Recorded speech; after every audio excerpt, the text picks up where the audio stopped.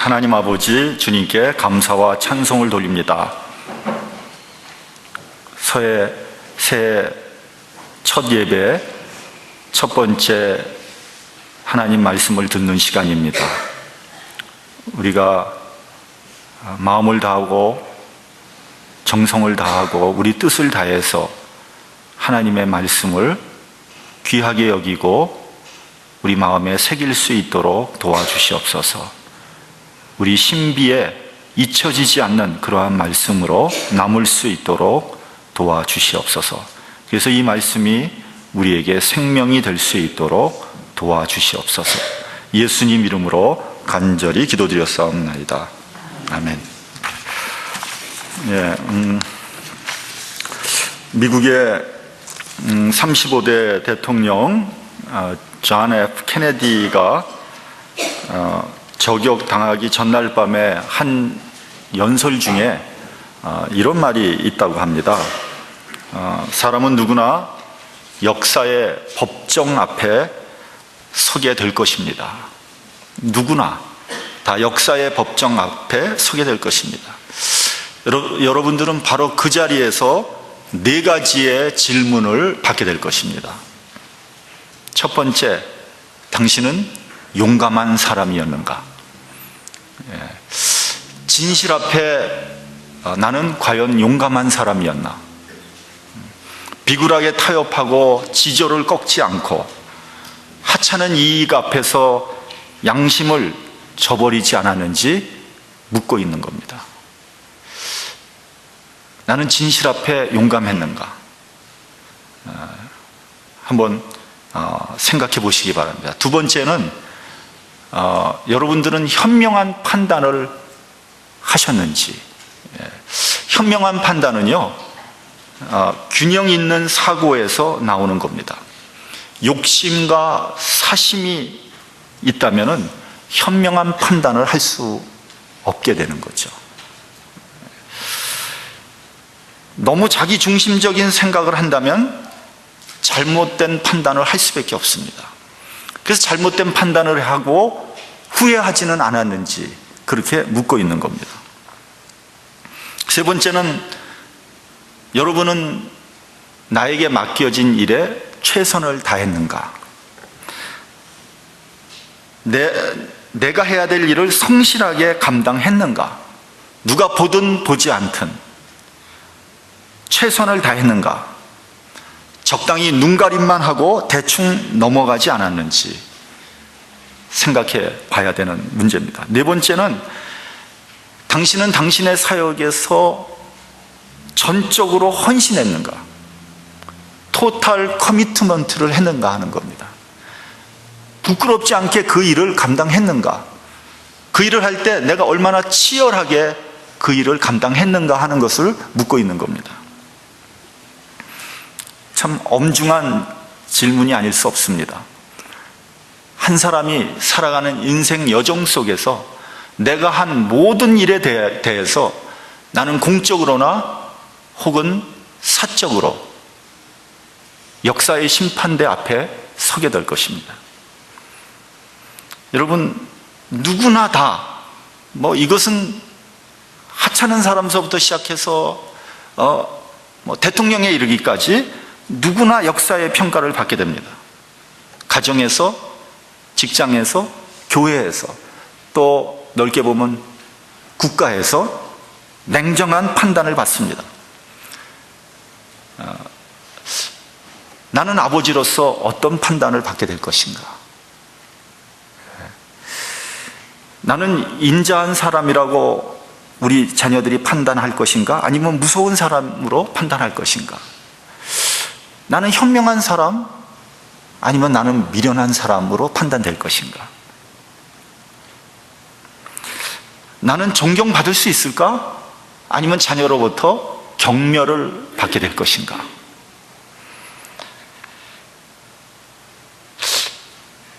여러분, 가정에서 인자하고 존경할 만한 그런 부모라는 그런 평가를 받아야 되지 않겠습니까? 그래야지 성공한 사람 아니겠습니까? 그렇죠? 다른 데서는 그냥 번지르르 하지만 가정에서 우리 아버지는 정말 형편없는 사람이야. 그런 평가를 받는다면 그건 실패한 인생 아니겠습니까? 교회에서 우리 교회 목사님은, 우리 교회 장로님은 정말 훌륭한 분이었다, 정말 인자한 분이었다, 그런 평가를 받아야 되는데 교회에 어려움을 준 분이었다, 이런 평가를 받으면 어떻게 되겠습니까? 그런데 여러분, 그 평가는요 대단히 냉정합니다. 대단히 냉정합니다. 내가 없는 데서 나는 과연 어떤 평가를 받게 될 것인가? 사람들이 유원하 목사 그러면 사람들이 나를 어떻게 인식할 것인가? 어떻게 각인되어 있는가? 두려운 일이 아닐 수 없습니다. 그러나 여러분, 때때로요 역사는 이렇게 과장되거나 혹은 미화되거나 왜곡되기도 합니다. 틀릴 수 있다는 거예요. 그러나 우리는 똑같은 질문을 하나님 앞에서 받게 될 것입니다. 역사는 잘못되고 왜곡될 수 있지만 하나님 앞에서는 나의 한 모든 일이 백일하에 다 드러나게 될 것입니다. 우린 이 네 가지 질문에 대해서 정확하게 대답을 해야 될 것입니다. 여러분, 그런 생각을 하면 정신이 번쩍 들지 않습니까? 우리가 이렇게 살아서는 안 되지 않겠습니까? 제가 지난번 설교에서 말씀드렸죠. 유명한 실존주의 철학자 하이데커는 인간은 내던져진 존재다. 그러니까 우연히 태어났다는 거죠. 아무런 계획도 없이 목적도 없이 이 세상에 던져졌다는 겁니다. 과연 그럴까요? 정말 그렇다면 우리가 그냥 아무렇게나 살다가 아무렇게나 죽어도 상관없을 겁니다. 역사의 법정은 고사하고 하나님 앞에 서는 것도 두려워할 필요 없어요. 왜냐하면 우리가 우연히 태어났는데 우리에게 무슨 책임이 있고 무슨 의무가 있겠습니까? 여러분, 하나님을 믿는다는 것은 뭐냐면 우리가 하나님의 계획에 의해서 창조되었다는 것을 믿는 겁니다. 창세기에 의하면 인간은 가장 독특하면서도 아름다운 존재로 지어졌습니다. 그리고 그 위에 하나님의 성품이 부어진 거죠. 창세기를 보면 하나님께서 당신의 모양대로, 당신의 성품대로 인간을 창조했다고 그렇게 되어 있지 않습니까? 하나님께서 이런 귀한 인간을 아무런 목적 없이 창조했을 리가 없는 겁니다. 내가 어떤 계획에 의해서, 어떤 목적에 의해서 창조됐다면 우리는 거기에 맞춰서 살아야 될 거 아니겠습니까? 내 마음대로 사는 것이 아니라 그냥 허랑방탕하게 살다가 하나님 앞에 가면은 우린 뭐라고 대답을 해야 되겠습니까? 하나님을 믿는다는 것은요, 하나님의 선택을 믿는다는 거고요, 하나님께서 우리에게 주신 사명을 믿는다는 것입니다. 먼저 하나님의 선택은요, 하나님께서 나를 당신의 백성으로 삼아 주셨다는 것을 믿는 겁니다. 그렇게 믿는 사람들이 누구냐면 이스라엘 사람들이죠. 그것을 선민의식이라고 합니다. 이스라엘에게 선민이라는 것은요, 특권이고 자랑이었습니다. 하나님께서 이 세상에 있는 수많은 족속들 가운데서 특별히 이스라엘을 사랑해서 당신의 백성으로 삼아 주셨다는 거죠. 그리고 복을 주시고 특권을 주셨다는 겁니다. 얼마나 감사하고 자랑스러운 일입니까? 그래서 이스라엘 사람들은 그러한 약속을 가지고, 그러한 특권을 가지고 이스라엘을 세계에서 가장 강한 나라로 만드는 것이 그들의 목표입니다. 그리고 이스라엘이 전 세계를 다스리는 그런 나라로 만드는 것이 그들의 이상이죠. 그것을 우리는 시오니즘이라고 그러지 않습니까? 그런데 이러한 선민의식은요, 이방인에 대해서 배타적인 우월의식으로 나타났습니다. 그러니까 그 얘기는 반대로 얘기하면 이방인들은 하나님의 선택을 받지 못한 버려진 자라는 거죠. 그래서 유대인들은 기도할 때 내가 이방인으로 태어나지 않은 것을 감사했다고 합니다. 그러니까 우리가 성경에서도 보면 아는 것 같이 유대인들은 이방인들하고 같이 말도 섞지 않았고요, 같이 밥도 먹지 않았고요, 같이 살지도 않았어요. 물론 심지어는 이방인을 개라고 부르지 않습니까? 이와 같이 유대인과 이방인 사이에는 무너뜨릴 수 없는 높은 벽이 있었던 것이죠. 예수님께서 태어나신 곳은 베들레헴이지만 예수님이 자라나고 주로 사역을 했던 곳은 갈릴리 지방이었습니다. 나사렛이었죠. 그것은 이스라엘의 12지파 가운데 스불론과 납달리 땅이었습니다. 그래서 이사야서 9장을 보면 이렇게 되어 있습니다. 스불론 땅과 납달리 땅과 이방의 갈릴리여, 흑암에 앉은 백성이 큰 빛을 보았다. 이게 무슨 말이냐면 이사야 선지자가 이방 갈릴리 지방에서 메시아가 나온다고 예언을 한 거예요. 왜 하필이면 이방 갈릴리 땅에서 그렇게 애타게 기다리던 메시아가 나온 것일까? 그 이상한 일 아닙니까? 더군다나 그 갈릴리 호수를 그 중심으로 그 주변 땅을 우리는 뭐라 그러냐면 사마리아라 그러지 않습니까? 사마리아 땅은 이방인과 유대인들이 혼합해서 살던 곳이에요. 뒤섞여서 살던 곳이에요. 그래서 거기에는요, 인종도 뒤섞였고요, 종교도 뒤섞였습니다. 그래서 유대인들은 사마리아 사람들을 대단히 경멸했습니다. 왜 그러냐면 유대인의 그 순수한 피를 흐려놨다는 거죠. 유대인의 그 순수한 믿음을, 종교를 왜곡시켜 놨다는 거죠. 더럽혔다는 거죠. 그래서 오히려 이방인들보다 사마리아 사람들을 더 미워했던 것 같아요. 자, 그런데 예수님께서 갈릴리 지방에서 자라났고 그곳에서 사역을 하셨다. 여러분, 이것은 대단한 결점이고 이것은 유대인의 관점에서 보면 아주 5점이죠. 5점.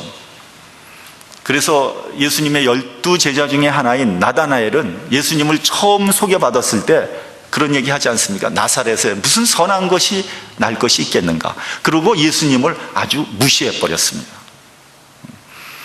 그럼에도 불구하고 예수님이 나사렛에서 자라나셨고 갈릴리에서 주로 사역을 하셨다는 것은 우리에게 대단히 큰 상징적인 의미를 던져주는 겁니다.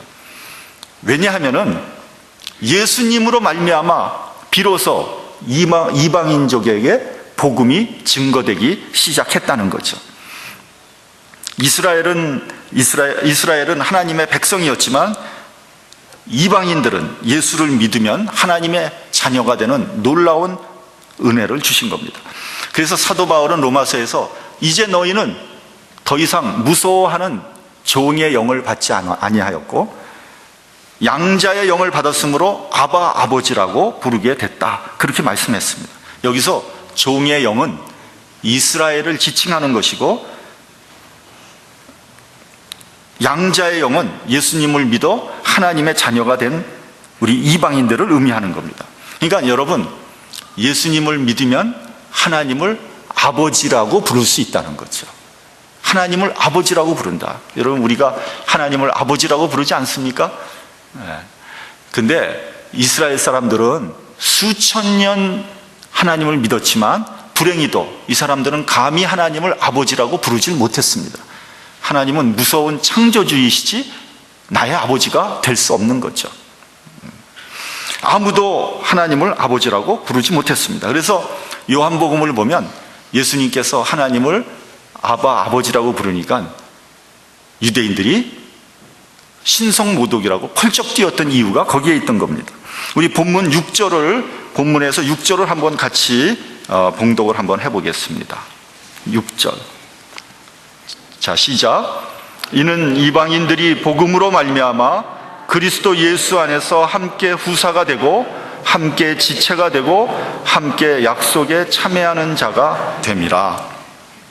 여러분, 이방인들이 예수님을 믿고 난 다음에 하나님의 자녀가 됨으로써 소유하게 되는 세 가지의 축복을 말씀하고 있습니다. 첫째는 뭐냐면 지체가 됐다는 거예요. 지체가 됐다는 것은 다시 말하면 교회의 일원이 됐다는 겁니다. 여러분, 교회의 일원이 되는 게 무슨 그렇게 큰 축복이냐 이렇게 생각할지 모르지만 여러분, 이것은 사실은 엄청난 축복인 것입니다. 여러분, 교회는 건물이 아니죠. 또한 교회는 어떤 일반적인 사회단체나 이익단체가 아닙니다. 교회는 예수의 생명 공동체입니다. 여러분, 우리 한번 다 같이 한번 해보겠어요. 교회는 예수의 생명 공동체다. 시작. 폐잔병도 이런 폐잔병이 없네. 교회는 예수의 생명 공동체인지 교회는 예수의 생명 공동체다. 다시 한번 시작. 교회는 예수의 생명 공동체다. 예. 여러분, 교회는요, 예수의 생명을 가지고 있는 사람들이 모여서 이룩한 공동체입니다. 이 말은 예수의 생명이 없으면 지체가 될 수 없다는 겁니다. 예를 들어본다면, 여러분, 우리 몸이 있습니다. 우리 몸에 각 지체가 있죠. 이 지체는 어떻게 이루어지는 겁니까? 우리의 몸의 피가 온 지체에 돌아서 또 신진대사가 일어나서 유기적으로 조화롭게 지체가 움직이는 거, 그게 지체라는 거예요. 여러분, 어느 것 하나가 움직이지 않는다면 그거는 죽은 겁니다. 예를 들면 사고가 나서 손가락이 하나 떨어져 나갔다. 내 지체가 치면 지체가 아닙니다. 그건 땅에 묻어버려야 됩니다. 그 지체의 의미예요. 그래서 여러분, 손가락에도 하나 다치면요, 온몸이 아픈 거예요. 불편한 거예요. 발가락 끝에 다치면요, 걷지도 잘 못합니다. 왜냐? 지체이기 때문에. 여러분, 이스라엘 백성들은요, 한 사람이 범죄를 하면은 모든 사람들이 다 벌을 받았어요. 왜요? 지체이기 때문에. 우리가 그런 교회의 일원이 됐다는 거예요. 그런 지체가 됐다는 겁니다. 교회가 아프면 여러분도 아파해야 돼요. 교회가 기쁘면 여러분도 기뻐야 돼요. 왜요? 지체가 됐기 때문에. 나에게 예수의 생명이 있는가? 이게 지체의 가장 중요한 첫째 조건입니다. 그러므로 여러분, 지체가 되었다는 것은 예수 운명 공동체의 일원이 되었다는 것을 의미하는 겁니다. 이건 엄청난 축복입니다, 여러분. 두 번째는 약속이 있다는 겁니다. 예수님을 믿게 되면 받게 되는 약속이 있습니다.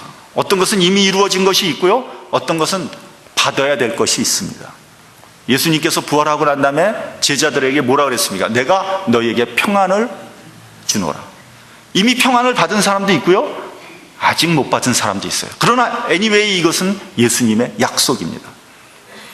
너희가 구원을 얻으면 구원의 기쁨을 갖게 될 것이다. 여러분, 구원을 내가 정말 얻으면요, 마음속에 감당할 수 없는 기쁨이 오게 돼 있습니다. 그건 약속이에요. 반드시 이루어지는 겁니다. 부활의 약속이 있죠? 그건 아무도 못 받았죠? 그러나 우리가 받아야 될 것입니다. 하나님께서 아브라함에게 가나안 땅을 약속하셨습니다. 아브라함이 생전에 가나안 땅 못 받았습니다. 그의 자녀들에 의해서, 후손들에 의해서 가나안 땅을 소유하게 된 거죠. 왜냐하면 약속이기 때문에. 여러분, 그렇기 때문에 이러한 약속은 세상 사람들은 알지도 못하고 소유할 수도 없는 겁니다. 그러한 약속을 우리가 받았다는 거죠. 세 번째는 후사가 되는 겁니다. 후사라는 것은 상속자라는 거 아닙니까? 우리가 하나님의 자녀가 되었기 때문에 하나님의 후사가 된 겁니다. 이스라엘 백성들은 후사가 아닙니다. 왜냐하면 그들은 하나님의 자녀가 아니고 다만 하나님의 백성일 뿐이기 때문입니다. 다시 말하면 종입니다. 그래서 율법을 종의 영이라고 하는 겁니다. 우리 이방인이었던 우리들은 예수를 믿음으로 하나님의, 여기가 중요합니다, 하나님의 자녀가 되는 권세를 갖게 된 겁니다. 권세입니다. 권세. 여러분들은 이미 권세를 가지고 있는 분들이에요.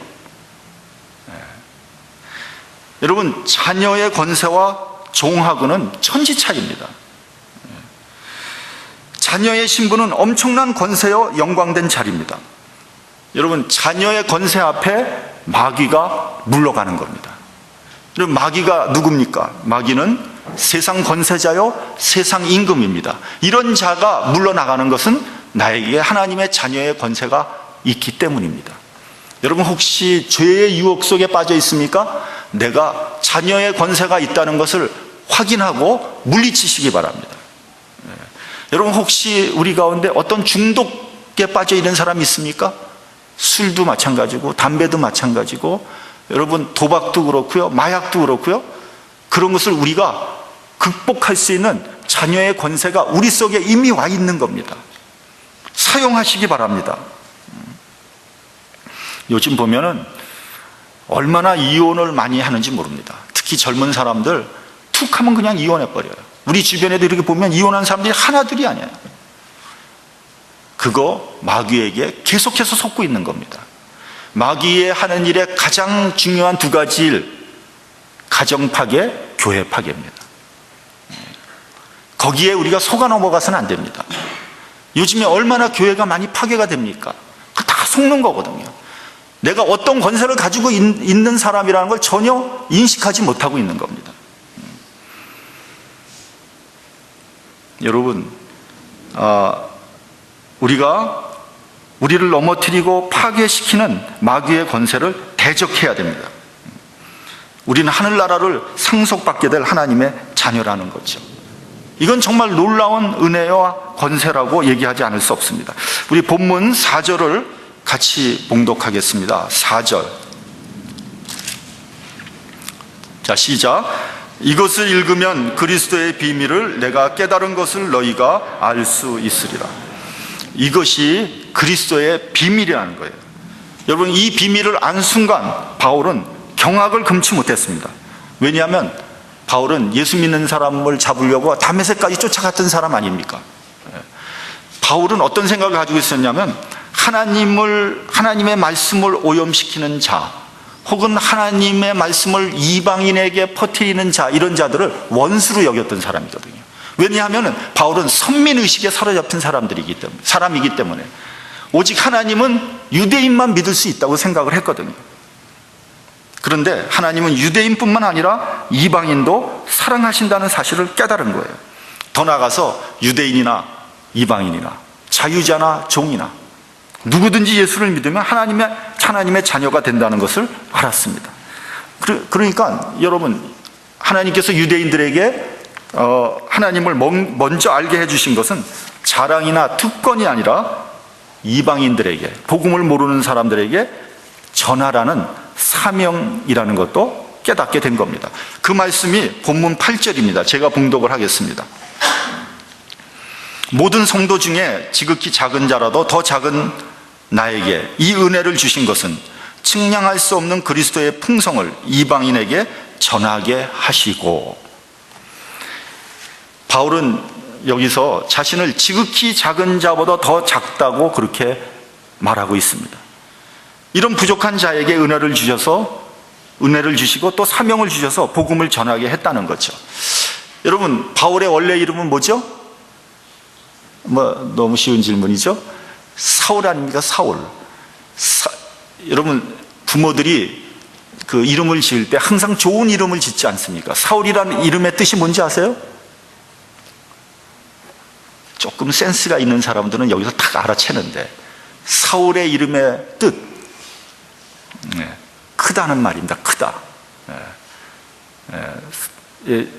바울은 하나님 안에서 정말 큰 자가 되기를 원했습니다. 큰 사역을 감당하기를 원했던 거죠.